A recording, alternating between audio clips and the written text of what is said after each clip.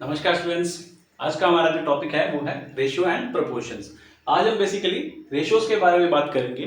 Ratio एक बहुत important topic है। रेशियो से रिलेटेड क्वेश्चंस या इससे मिलते जुलते जो टॉपिक्स हैं उनसे रिलेटेड क्वेश्चन जो है लगभग सभी उन एग्जाम्स में आते हैं जिनका क्वांटिटेटिव एप्टीट्यूड एक पार्ट है। इससे सिमिलर टॉपिक जो है जिनमें रेशियोज के ही क्वेश्चंस जो है उन टॉपिक्स में से दिए जाते हैं वो है जैसे कि पार्टनरशिप है, मिक्सचर्स है। मिक्सचर्स वाले क्वेश्चन जैसे कि मिश्रण वाले कुछ क्वेश्चन आते हैं हमारे कुछ एग्जाम्स में कि किसी एक पर्टिकुलर लिक्विड में पानी और दूध का रेशियो ये है तो डिफाइन कीजिए कितने लीटर पानी है, कितने लीटर जो है वो दूध है। इस तरह के कुछ क्वेश्चंस आते हैं और भी बहुत सारे रिलेटेड टॉपिक्स हैं जिनको मैं आपको बाद में नेक्स्ट वीडियोस में रेशियो से सॉल्व करना सिखाऊंगा। रेशियो से जिनकी शॉर्ट ट्रिक हमने डेवलप करी है, जो आपके ट्रेडिशनल अप्रोच है उसको फॉलो ना करते हुए आप ट्रिक से कैसे सॉल्व करेंगे, रेशियो अप्लाई करते हुए वो भी मैं सिखाऊंगा। वो वाले कुछ रिलेटेड टॉपिक्स हैं जैसे कि टाइम एंड वर्क के क्वेश्चंस हैं, स्पीड डिस्टेंस एंड टाइम के क्वेश्चन है या बॉटन स्ट्रीम्स के क्वेश्चन है और भी बहुत सारे जो अरिथमेटिक रिलेटेड आपके टॉपिक है उनमें हम रेशियो का यूज सीखेंगे। तो सबसे पहले आज हम रेशियो के कॉन्सेप्ट को डिस्कस करेंगे। रेशियो का कॉन्सेप्ट समझ लीजिए, ये सारे टॉपिक्स आपके लिए बहुत आसान हो जाने वाले हैं। उसके बाद हम कॉन्सेप्ट सीखने के बाद कुछ एग्जांपल्स करेंगे ताकि जो कॉन्सेप्ट आपने सीखा है उसको आप बेहतर समझ पाएं। तो शुरू करते हैं पहले कॉन्सेप्ट से। तो रेशियो का कॉन्सेप्ट क्या है पहले ये देखते हैं। रेशियो क्या है? दो या दो से अधिक चीजों के बीच में कंपैरिजन है। कंपैरिजन मतलब तुलना है। एक एग्जांपल से हम इस कॉन्सेप्ट को समझने की कोशिश करते हैं। मान लीजिए ए और बी के पास कुछ रुपए, हमें नहीं पता कितने रुपए हैं, कुछ रुपए हैं इनके पास, जिसका जो रेशियो है वो 5:3 है, 5:3 है। हमारा एग्जांपल है कि ए और बी के पास कुछ पैसे हैं, हमें नहीं पता कितने पैसे हैं, लेकिन उनका जो रेशियो है वो 5:3 है, 5:3 है। अब इसका मतलब क्या है 5:3 का? इसका ये मतलब है कि जो भी पैसे हैं, रेशियो को कैसे समझ रहे हैं हम, कि जो भी पैसे हैं, जो भी कोई पर्टिकुलर टोटल अमाउंट है उसके टोटल 5 + 3 8 हिस्से हैं। इन 8 हिस्सों में से 5 हिस्से ए के पास हैं और 3 हिस्से बी के पास हैं। अब वो अमाउंट कुछ भी हो सकती है, 5 रुपए और 3 रुपए भी हो सकती है, और वो अमाउंट 10 रुपए और 6 रुपए भी हो सकती है, क्योंकि रेशियो का मतलब है हमारा प्रोपोर्शन सेम रहना चाहिए। जब तक हमें कोई पर्टिकुलर वैल्यू नहीं दे रखी, हम इसको कितने भी टाइम मल्टीप्लाई कर सकते हैं। अगर ये 15 हो जाएगा तो ये कितना हो जाएगा? 9 हो जाएगा। इसका ये मतलब है भाई इसके पास हर 5 रुपए के लिए इसके पास कितने हैं? 3। तो अगर इसके पास मैंने 10 किए तो कितने हुए? 5 + 5। और यहां कितने हो गए? 3 + 3। इस 5 के लिए इसके पास ये 3 रुपए हैं, इस 5 के लिए इसके पास ये 3 रुपए हैं। तो रेशियोज को हम किसी भी नंबर से अगर मल्टीप्लाई करते हैं तो वो कॉन्सेप्ट जो है, वो फिगर्स जो है वो सेम रहती हैं। सिर्फ मल्टीप्लिकेशन करने से रेशियोज पे कोई फर्क नहीं आता अगर हम दोनों साइड सेम करते हैं, और ऐसा हम कर सकते हैं। अब एक एग्जांपल लेते हैं इसी कॉन्सेप्ट के बेसिस पे। हमारा एग्जांपल क्या कहता है? A sum of ₹5,000 is distributed between A and B in ratio 2:3। Find share of A. Hindi में बात करें तो 5,000 रुपए हैं, उसको ए और बी के बीच में 2 से 3 के रेशियो में बांटना है। तो आप ए का हिस्सा ज्ञात कीजिए। ये बहुत बेसिक एग्जांपल है। अभी हमने कॉन्सेप्ट समझा था रेशियो का मतलब क्या होता है, उसी के अनुसार चलते हैं। ए और बी का रेशियो क्या है? 2:3। मतलब जो भी टोटल हमारी वैल्यू है उसके कितने हिस्से हो जाएंगे? 2 + 3। 5 शेयर्स हैं, उसके 5 हिस्से हैं। उन 5 में से 2 तो ए के पास रहते हैं और 3 जो है वो बी के पास रहते हैं। तो भैया 5,000 रुपए हैं, इसके अगर 5 हिस्से कर ले तो कितना आ जाएगा? एक हिस्से की वैल्यू कितनी आ जाएगी? 1,000 रुपए। अब एक हिस्से की वैल्यू 1,000 रुपए है, ए के पास कितने हिस्से हैं इसके? 2। तो हमारा आंसर हो गया जी, ए के पास कितने रुपए हो जाएंगे? 2,000 रुपए ए के पास जो है हो जाएंगे। अब ऐसे ही कुछ क्वेश्चंस थोड़े टिपिकल करके जो है हमको एग्जाम में पूछे जाते हैं। तो उसी नेचर के कुछ और क्वेश्चंस को हम स्टडी करते हैं कि किस तरह से हमारे एग्जाम्स में रेशियो से रिलेटेड क्वेश्चन आते हैं। तो लेते हैं अगला एग्जांपल। तो अगला हमारा एग्जांपल है जी कि ratio of boys and girls in a school of 640 students is 5:3। एक कोई स्कूल है जिसमें 640 बच्चे हैं, उसमें लड़कों और लड़कियों का जो रेशियो है 5:3 है। अब आगे कहता है कि अगर 3 और लड़कियों का एडमिशन कर लिया जाए उस स्कूल में तो कितने लड़कों का एडमिशन और करना पड़ेगा ताकि जो नया रेशियो है लड़कों और लड़कियों का वो 14:9 हो जाए। तो चलो सोल्यूशन शुरू करते हैं अपना। जैसा कि हमने सीखा, अब 640 स्टूडेंट्स टोटल हैं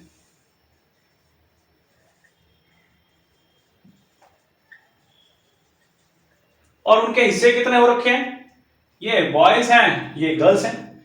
5 हिस्सों में लड़के हैं, 3 हिस्सों में लड़कियां हैं। तो टोटल कितने हिस्से हैं, 5 और 3 8। 8 हिस्सों की वैल्यू कितनी है, 640। तो अगर मैं 640 को 8 से डिवाइड कर दूं तो एक हिस्से की वैल्यू हमारे पास आ जाएगी। एक हिस्से की वैल्यू कितनी होती है, 80। तो 80 स्टूडेंट एक शेयर की वैल्यू हो गई।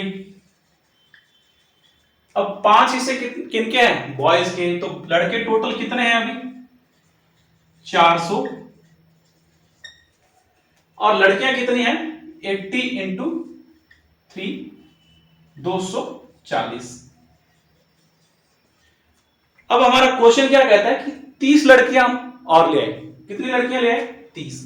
तो जब 30 लड़कियों का एडमिशन हो गया तो अब कितनी लड़कियां होगी स्कूल में, 270 लड़कियां होगी।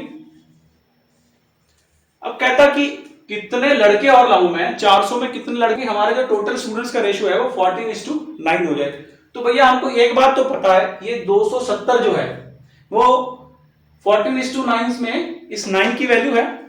तो बाद में कितने हिस्से होने वाले हमारी स्ट्रेंथ के, 14:9, मतलब 14 प्लस 9 हिस्से हमारी टोटल स्ट्रेंथ के अब होने वाले हैं। तो 14 और 9 कितने हो गए, 23। 23 में से 270 हमारे 9 हिस्सों की वैल्यू है। तो 270 जो है उसमें से वो कितने हिस्सों की वैल्यू है, 9 हिस्सों की। अब लड़के कितने एडमिट करने, कितने लड़के हो जाने चाहिए। तो भैया लड़कों के कितने हिस्से हैं, अब मैं 270 को 9 से भाग दिया तो एक हिस्से की वैल्यू आ गई नई स्ट्रेंथ में से, इस स्ट्रेंथ में से जब 30 लड़कियां आ गई हैं उसके बाद। तो अब उसमें से क्या हो रहा है, 9 से डिवाइड किया 270 को तो एक हिस्से की वैल्यू होगी और लड़कों के पास कितने हिस्से हैं, 14। तो 14 हिस्सों की वैल्यू कितनी होगी आपको पता चल जाएगा। मैंने 9 से भाग किया 270 को, 30 आया और 30 को 14 से मैंने गुना किया तो 420 आया। भाई अब नई जो स्ट्रेंथ है ना उसमें लड़के कितने होने चाहिए, 420 लड़के होने चाहिए। पहले हमारे पास कितने लड़के हैं ऑलरेडी, 400।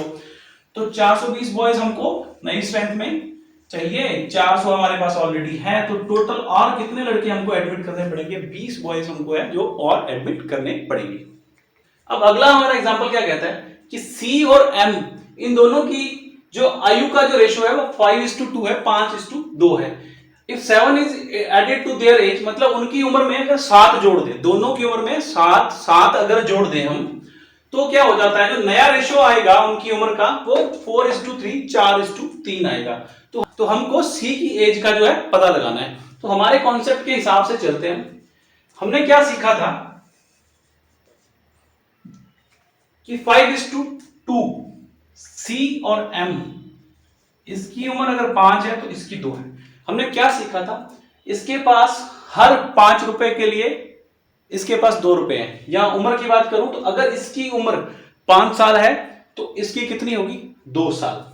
और यही अगर इसकी उम्र में मैं 5 साल और बढ़ाऊंगा तो इसकी कितनी बढ़ानी पड़ेगी मुझे, 2। हर 5 के लिए इसके पास 2 साल हैं। तो हमको नहीं पता कि भैया इसकी उम्र 5 के कितने मल्टीपल में है, इसको मैं कितने से मल्टीप्लाई करूं। लेकिन यह तय है जितने से ये मल्टीप्लाई होगा उतने से ही ये भी मल्टीप्लाई होगा। तो मान लीजिए वो जो मल्टीप्लिकेशन वाला फैक्टर है वो क्या है, x मान लेते हैं हम उसको। इसकी उम्र अगर 5x है तो इसकी कितनी होगी, 2x। अब ये रेशियो नहीं रहा, जो c की एज कितनी हो जाएगी, अब 5x हो जाएगी। वैसे ही m की एज कितनी हो जाएगी, 2x हो जाएगी।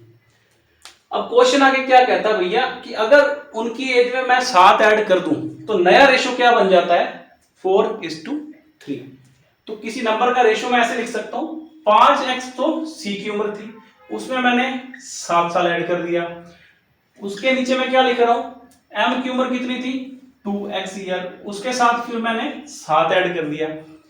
तो दो नंबर का रेशियो ऐसे ही होता है ना, 4:3 का मतलब क्या है, 4:3 ऐसे लिखते हैं हम। अगर यही 8:6 होता तो मैं इसको काट के क्या कर देता, 4:3 कर देता। बिल्कुल उसी तरह मैंने लिख लिया जी रेशियो। उनका रेशियो कितना बता रहा है, 4:3। इसकी वैल्यू कितनी है, 4:3। ये हमारे पास क्या आ गई, x वाली एक इक्वेशन आ गई। अब इसको सॉल्व कैसे करते हैं ये आप लोग ऑलरेडी जानते हैं। इसका क्या करते हैं, इक्वल टू के बाद वालों का क्रॉस मल्टीप्लिकेशन करते हैं। अब 3 को 5x से मल्टीप्लाई करूंगा तो कितना आएगा, 15x। 3 को 7 से मल्टीप्लाई करूंगा तो कितना आ जाएगा जी, 21। अब इधर से मल्टीप्लाई करना है, 2x into 4 is equal to 8x, 7 into 4 is equal to 28। तो अब क्या करते हैं, x वाले एक साइड ले जाते हैं, 15x, ये इधर जाके प्लस वाला 8x क्या हो जाएगा, माइनस का 8x। इधर क्या बचा, 28, 21 इधर आके माइनस का 21। तो भैया क्या हो गया, 15 में से 8 गए, 7x। इधर कितना बच गया, 28 माइनस 1, 7। x की कितनी वैल्यू आ गई है जी, 7। अब हमारे पास x की वैल्यू 7 आ गई। c की उम्र कितनी है, 5x। तो भैया 5x मतलब 5 इंटू 7, तो c की उम्र कितनी हो जाएगी, 35 ईयर जो है वो c की एज हो जाएगी। अब अगला क्वेश्चन क्या कह रहा है कि 80% of a is equal to 60% of b। कहता जी a का 80% बराबर है b के 60% से। पहले तो मुझे यह बता दीजिए कि इन दोनों में से बड़ा कौन सा है, इन दोनों नंबर्स में से बड़ा कौन सा है। कुछ लोग कहेंगे ये, लेकिन ऐसा बिल्कुल भी नहीं है। देखो इसका केवल 60% उस नंबर के 80% के बराबर है। देखो इसका तो 60% ही काफी है, और उधर से कितना लेना पड़ा, 80%। तो ऑब्वियस ही बात है बी जो है वो बड़ा है। ऐसा कोई भी केस अगर पूछा जाए, इस केस में ए और बी का रेशियो पूछा जाए, तो कुछ नहीं करना है, बड़ा सिंपल सा लॉजिक है। 80% मतलब 80 और 60 रेशियो के लिए हम क्या कर देते हैं, ये ए का परसेंटेज, ये बी का परसेंटेज। रेशियो के लिए कुछ नहीं करना है भैया, इसका उल्टा कर देना। 60 यहां आ जाएगा रेशियो, 80 यहां आ जाएगा। काट दो, जितना कट रहा है 2 से काटोगे 3 और 4, 3:4 इनका रेशियो आ गया। बहुत ही सिंपल है ये, सिर्फ जो परसेंटेज की वैल्यू दे रखी है उसका उल्टा जो है हमारा वो नंबर्स का रेशियो होगा। हमारा अगला क्वेश्चन कहता है एक बैग है, उसमें 3 तरह के सिक्के हैं, 1 रुपए का, 50 पैसे का और 25 पैसे का। और उन सिक्के कितने कितने हैं, नंबर ऑफ कॉइन्स का जो रेशियो है, ये क्या है, नंबर ऑफ कॉइन्स का रेशियो है 5:6:8। मतलब 1 रुपए के अगर 5 सिक्के होंगे तो 50 पैसे के 6 सिक्के होंगे, और 25 पैसे के कितने सिक्के होंगे, 8। रेशियो सेम रहना चाहिए। यहां कोई भी कॉमन मल्टीप्लिकेशन फैक्टर आ सकता है, मतलब अगर ये 10 होंगे, इसका दुगना होगा तो ये भी दुगना होके 12 हो जाएंगे, और ये कितने हो जाएंगे, 16। लेकिन हमको नहीं पता, सिर्फ रेशियो पता है, ये नहीं पता कि कितने कितने सिक्के हर डिनोमिनेशन के हैं।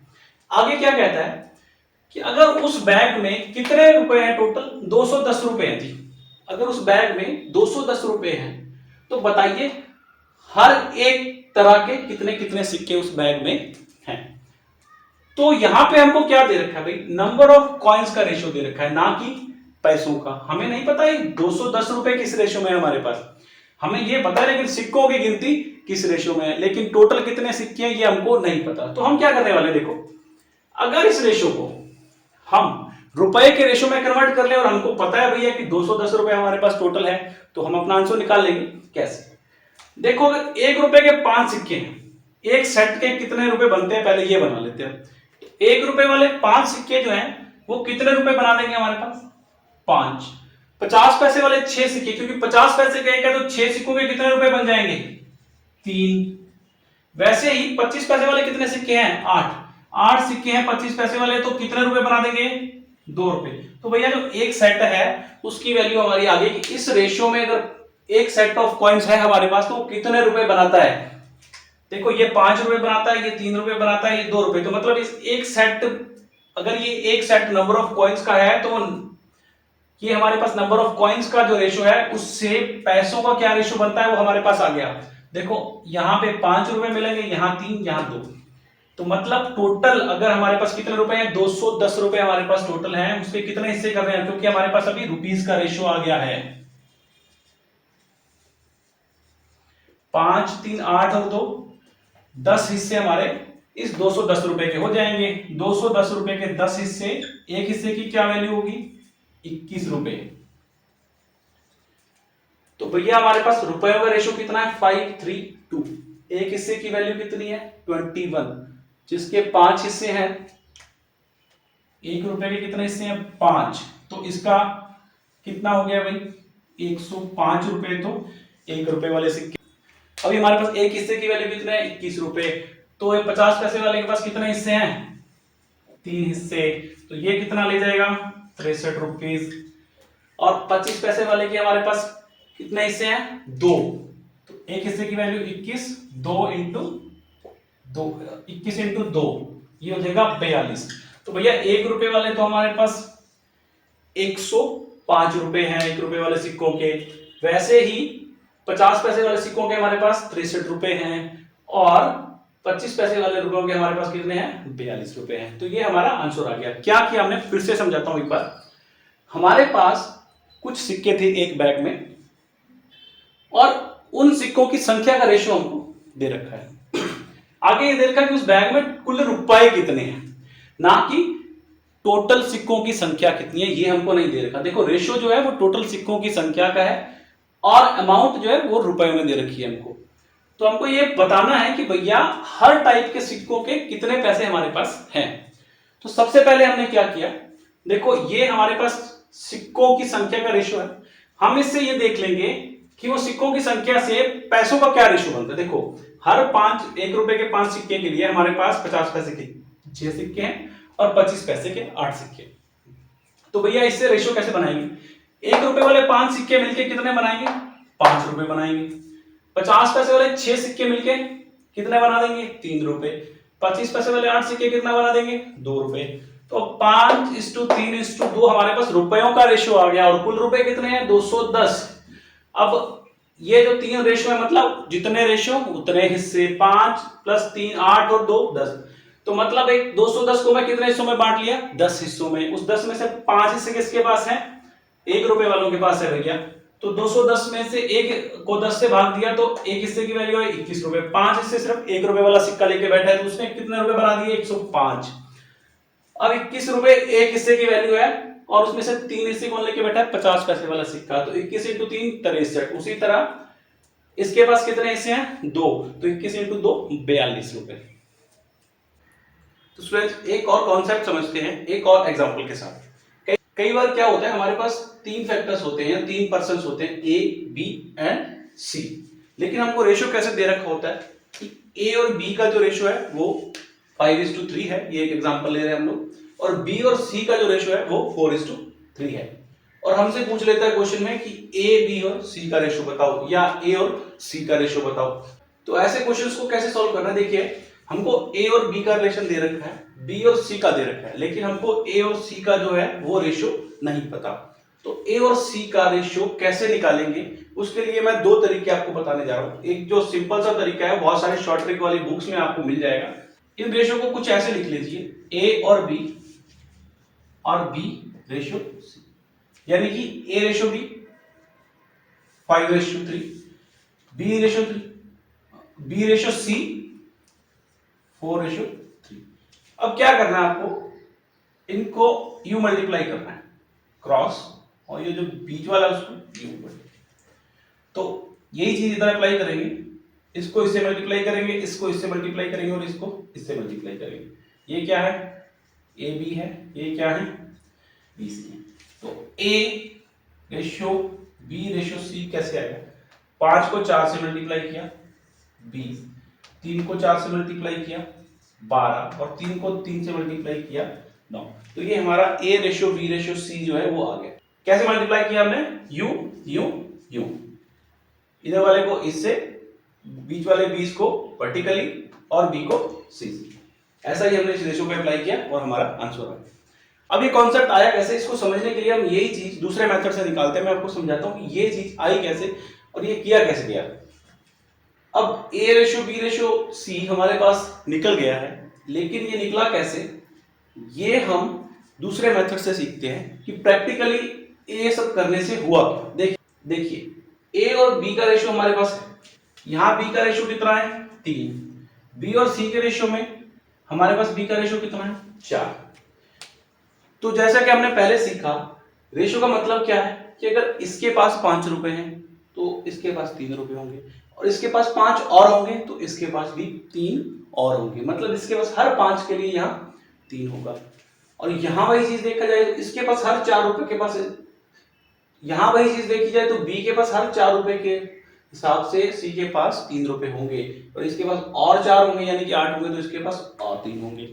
यही हमारा कॉन्सेप्ट। लेकिन भैया यहाँ बी के पास 3 रुपए हैं, यहाँ बी के पास 4। अगर मैं ये बी के ये वाले रुपए बराबर कर दूं तो फिर उनका ये वाला रिलेशन जो है वो हमारे पास आ जाएगा। तो बराबर करने के लिए हम क्या कर सकते हैं, बहुत सिंपल सा लॉजिक है। आपको पता है इन दोनों रेशियोज को किसी भी एक नंबर से मल्टीप्लाई करूंगा तो कोई फर्क नहीं पड़ने वाला, रेशियो सेम रहने वाला। वही चीज यहाँ भी अप्लाई होती है।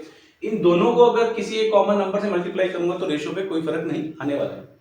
तो हम क्या करते हैं, इन दो रेशियोज को बी की जो यहां वैल्यू है उससे मल्टीप्लाई कर देते हैं, और इधर वाले नंबर को बी की जो जहां वैल्यू है उससे मल्टीप्लाई कर देते हैं। अब क्या होगा, 5 × 4 20, 4 × 3 12, 4 × 3 12, 3 × 3 9।